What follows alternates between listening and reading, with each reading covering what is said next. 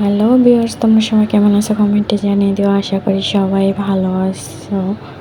তোমাদের মাঝে আজ আমি শেয়ার করব চিংড়ি মাছের রেসিপি, কিভাবে আমি চিংড়ি মাছ রান্না করলাম। প্রথমে আমি কড়াইতে তেল দিয়ে কাঁচামরিচ পেঁয়াজ কাটা ছেড়ে দিয়েছি।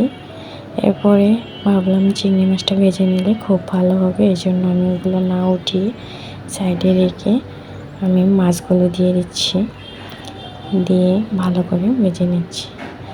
মাছগুলো আমি লাল লাল করে ভালো করে ভেজে উঠিয়ে নেব। প্রায় আমার মাছ ভাজা হয়ে গেছে। এতে আমি মাছগুলো উঠিয়ে নিচ্ছি।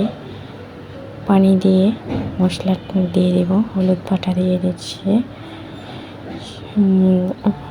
শুকনো মরিচ বাটা দিয়েছি, এর সাথে দিয়ে দেব আদা বাটা, রসুন বাটা, সব কিছু একসাথে বাটা ছিল, জিরা বাটাও ছিল, সেগুলো আমি একসাথেই দিয়ে দিচ্ছি। এরপরে মশলাটাকে আমি ভালো করে নেব। সাথে তেল কম হয়েছিল, সেজন্য আমি একটু বেশি করে তেলও দিয়ে দিলাম। যেহেতু অল্প পরিমাণে মাছ, সেজন্য বেশি মশলা দিইনি, কম মশলাই ইউজ করেছি। তো আমার প্রায় মশলা কষানো হয়ে যাচ্ছে, লাল লাল হয়ে আছে মশলাগুলো।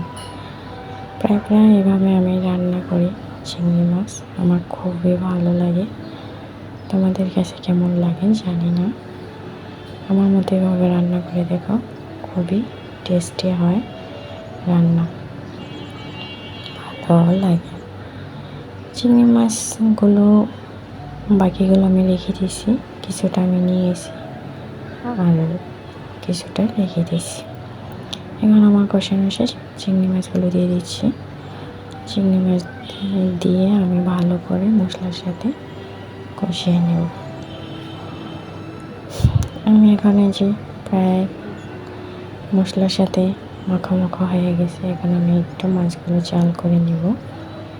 এই তো দেখতেই পাচ্ছি আমার প্রায় রান্না শেষের দিকে ভিউয়ার্স।